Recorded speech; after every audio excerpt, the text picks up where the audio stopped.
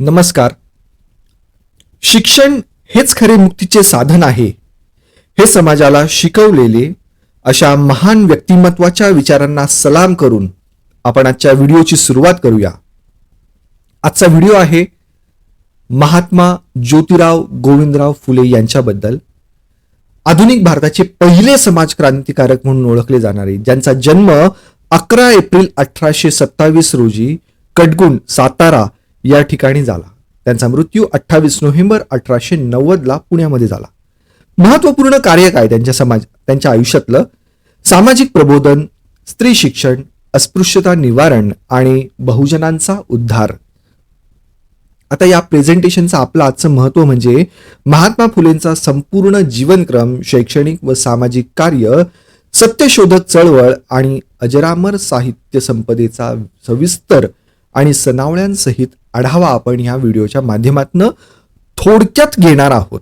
चला तर मग सुरुवात करूया. बालपण आणि कौटुंबिक पार्श्वभूमी. मूळ गाव आणि जन्म. 11 एप्रिल 1827 रोजी साताऱ्यातील कडगुण येथे जन्म झाला. नंतर कुटुंबाचे खानवडी, तालुका पुरंदर येथे स्थलांतर झाले. त्यांच्या आडनावाचा पण एक इतिहास आहे. त्यांचं मूळ आडनाव होतं गोरे, परंतु शेवटच्या पेशव्यांच्या काळात फुलांचा व्यवसाय केल्यामुळे फुले हे नाव कायमस्वरूपी रूढ झालं. त्यांचे आई वडील, आई चिमणाबाई आणि वडील गोविंदराव शेरीबा फुले. मातृशोक. ज्योतिराव केवळ 9 महिन्यांचे असताना त्यांच्या आईचे निधन झाले. त्यांचा विवाह 1840 मध्ये वयाच्या 13व्या वर्षी नायगावच्या खंडोजी नेवसे पाटील यांच्या 7 वर्षाच्या कन्या सावित्रीबाई यांच्याशी त्यांचा विवाह झाला. शिक्षण आणि वैचारिक जडणघडण. त्यांचं शालेय शिक्षण. प्राथमिक शिक्षण मराठी भाषेतनं 1842 मध्ये पंतोजींच्या शाळेत झाले.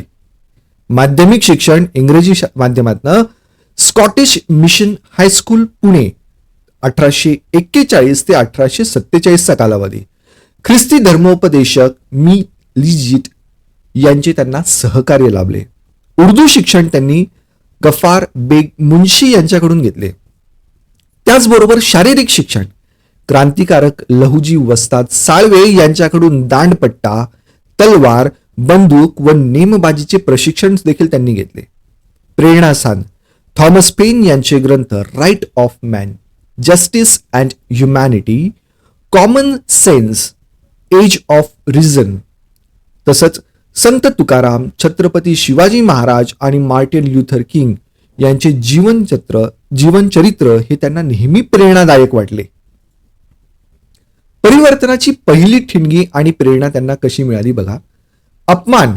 त्यांचा 1848 मध्ये उच्चवर्णीय मित्राच्या लग्नाच्या मिरवणुकीत ज्योतिरावांचा शूद्र म्हणून अपमान झाला. या घटनेने त्यांच्या मनात सामाजिक विषमतेविरुद्ध लढण्याचा निर्धार पक्का केला. शिक्षणाचे तत्वज्ञान त्यांनी आपल्यासमोर खूप सुंदर मांडलेलं आहे बघा. विद्येविना मती गेली, मतीविना नीती गेली, नीतीविना गती गेली, गतीविना वित्त गेले, वित्तविना शूद्र खचले, इतके अनर्थ एका अविद्येने केले. हे त्यांचं शिक्षणाबद्दलचं त्यांचं तत्वज्ञान आहे आणि आजही आपल्याला ते मान्य आहे आणि आजही आपल्याला ते योग्य वाटतं. नंतर त्यांनी ठेवलं स्त्री शिक्षणाची प्रेरणा. अहमदनगरच्या ख्रिस्ती मिशनरी मिस फरार आणि मावस बहीण सगुणाबाई क्षीरसागर यांच्याकडून स्त्री शिक्षणाची प्रेरणा त्यांना मिळाली. स्त्री शिक्षणाचा पाया. भारतातील पहिली मुलींची शाळा याची स्थापना त्यांनी बघा कधी केली. 3 ऑगस्ट 1848 रोजी बुधवार पेठ पुणे येथील तात्यासाहेब भिडे यांच्या वाड्यात भारतातील मुलींची पहिली शाळा नेटिव्ह फिमेल स्कूल सुरू झाले. शिक्षिका म्हणून कोण? तर स्वतःच्या पत्नी सावित्रीबाई फुले यांच्यावर शिक्षिकेची जबाबदारी सोपवली. गृहत्याग. 1849 ला शिक्षण दानाने व्रत घेतल्याने समाजाच्या तीव्र विरोधाला सामोरे जावे लागते आहे. परिणामी स्वतःच्या वडिलांनी घरातून बाहेर काढले. त्यात त्यांना सहकार्य करून कोणाचं भेटलं ते बघूया आपण. हे ऐतिहासिक कार्य करण्यासाठी तात्यासाहेब भिडे, सखाराम परांजपे, मोरे विठ्ठल वाळवेकर, सदाशिव गोवंडे, अण्णासाहेब चिपळूणकर, जगन्नाथ हाटे आणि बापूसाहेब मांडे यांचे मोलाचे सहकार्य त्यांना याच्यामध्ये लाभलेलं आहे. शिक्षणाच्या कक्षा रुंदावल्या. अस्पृश्य व प्रौढ यांना सुद्धा शिक्षण महत्वाचं आहे असं त्यांना वाटायला लागलं. मग त्यासाठी बघा, मुलींच्या इतर शाळा त्यांनी 1851 मध्ये चिपळूणकरांच्या वाड्यात आणि रास्ता पेठेत मुलींच्या आणखी शाळा सुरू केल्या. त्याचबरोबर अस्पृश्यांसाठी शाळा 15 मार्च 1852 रोजी वेताळ पेठेत अस्पृश्यांसाठी पहिली शाळा सुरू केली. यात लहुजी साळवे, गणू शिवाजी मांग हे दलित शिक्षक देखील होते. मंडळींची स्थापना 1853 महार, मांग इत्यादी लोकांस विद्या शिकवणारी मंडळी ही संस्था स्थापन केली. प्रौढ शिक्षण 1855 कामगारांसाठी भारतातील पहिली रात्रशाळा सुरू केली. तसेच त्यांची यशोगाथा सांगायची झाली तर या शाळेत 14 वर्षाच्या मुक्ताबाई नावाच्या मुलीने, या मातंग समाजाच्या मुलीने धर्मावर आधारित उत्कृष्ट निबंध लिहिला. स्त्री उद्धाराचे क्रांतिकारक पाऊल बघा, सगळ्यात पहिल्यांदा पाऊल त्यांनी उचललं बालहत्या प्रतिबंधक गृह 1863. स्वतःच्या घरातच भारतातील पहिले बालहत्या प्रतिबंधक गृह स्थापन केले. त्यात विधवा महिलांचे व त्यांच्या मुलांचे रक्षण करण्यासाठी. त्यात त्यांना सहकार्य कोणाचं लागलं तर बघा, लोकहितवादी डॉक्टर भांडारकर, म गो रानडे. त्याच नंतर त्यांनी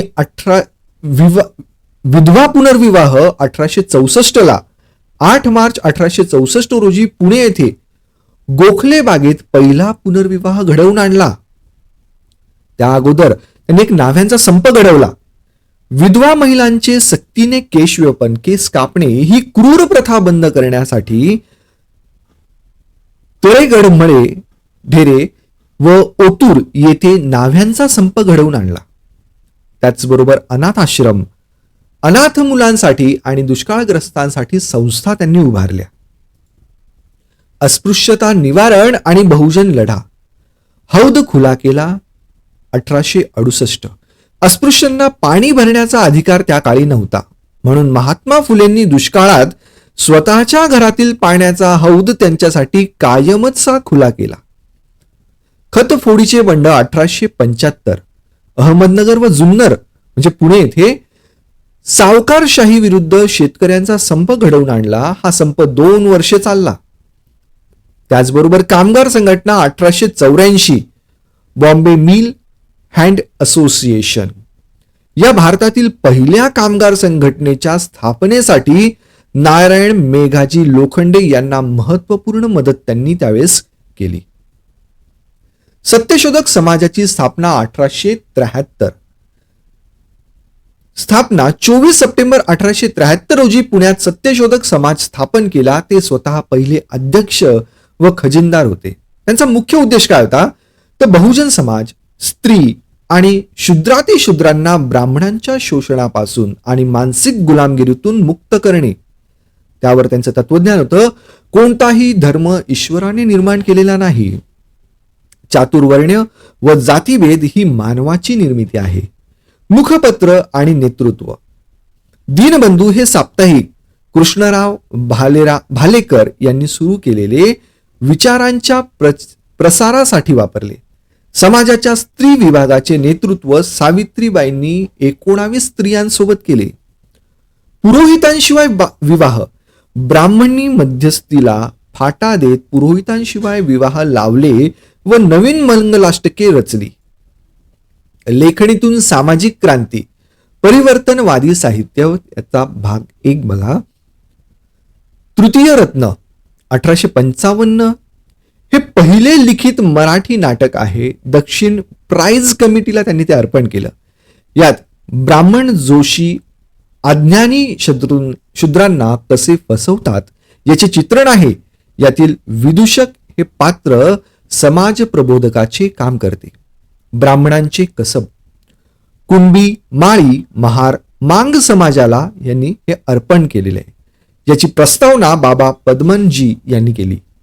छत्रपती शिवाजी महाराजांचा पोवाडा. या ऐतिहासिक पोवाड्यात फुलेंनी स्वतःचा उल्लेख कुळवाडी भूषण असा सार्थ अभिमानाने केला. विद्या खात्यातील ब्राह्मण पंतोजी, शिक्षण व्यवस्थेतील विषमतेवर प्रहार करणारी पोवाडे त्यांनी त्यावेळेस रचली. अजरामर ग्रंथ संपदा, परिवर्तनवादी साहित्य याचा भाग दुसरा. गुलामगिरी 1873 हा अत्यंत महत्वाचा ग्रंथ अमेरिकेतील कृष्णवर्णियांच्या गुलामगिरी विरुद्ध लढणाऱ्यांना समर्पित केला. या ज्योतिरावांचा जाहीरनामा समाविष्ट आहे. शेतकऱ्याचा आसूड 1883, तत्कालीन शेतकऱ्यांची विदारक दुर्दशा, अज्ञान आणि दारिद्र्य यांचे अत्यंत वास्तव चित्रण करणारा हा ग्रंथ होता. सार्वजनिक सत्यधर्म 1891, त्यांच्या मृत्यूनंतर प्रकाशित हा सत्यशोधक समाजाचा प्रमाण ग्रंथ आणि मानवी स्वातंत्र्याचा जाहीरनामा मानला जातो. इतर साहित्य म्हणणार तर इशारा, सत्सार, भाग 1 व भाग 2, ब्राह्मो व प्रार्थना समाजावर टीका, अस्पृश्यांची कैफियत आणि अखंडादी काव्यरचना. राजकारण आणि कृषी इतर महत्वपूर्ण योगदाने. पुणे नगरपालिकेचे ते सदस्य होते. 1876 ते 1882 या काळामध्ये महात्मा फुले यांनी पुणे नगर परिषदेचे ते सदस्य होते. हंटर कमिशनला 7, 1882. प्राथमिक व माध्यमिक शिक्षण म्हणजे 12 वर्षाखालील मुलांसाठी सक्तीचे व मोफत करावे अशी ठाम मागणी शिक्षण आयोगासमोर केली. कृषी विषयक दूरदृष्टी, पाणी पुरवठ्यासाठी धरणे उभारणी, शेतीचे आधुनिकीकरण, जातिवंत जनावरांची पैदास आणि वन संरक्षण या संकल्पना सर्वप्रथम मांडल्या. समाधी जीर्णोद्धार व संरक्षण.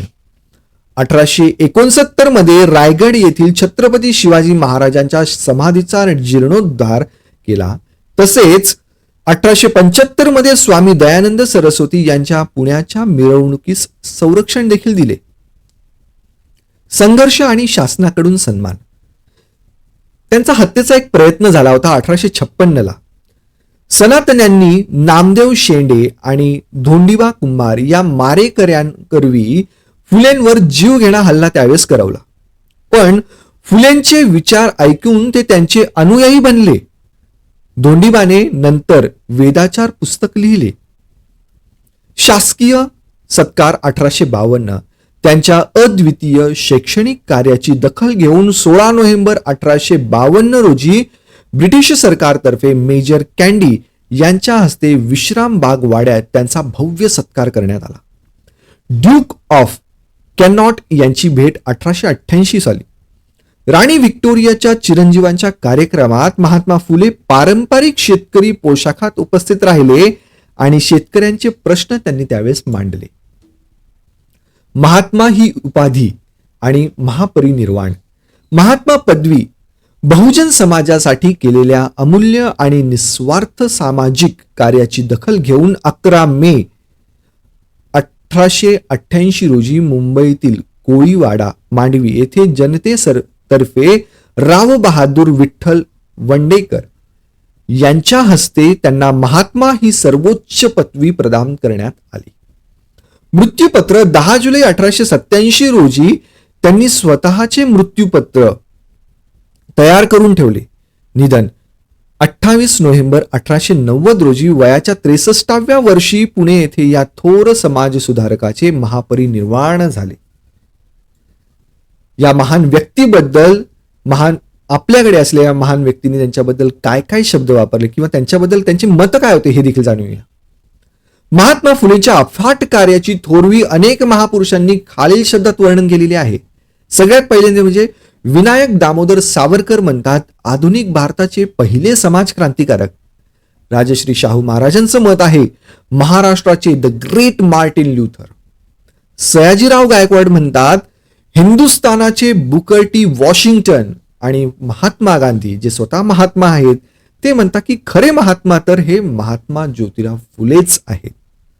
महाराष्ट्राला फुले शाहू आंबेडकरांचा जो प्रगत आणि पुरोगामी वैचारिक वारसा लाभला आहे त्याचा भक्कम पाया महात्मा ज्योतिराव फुले यांनीच रचला.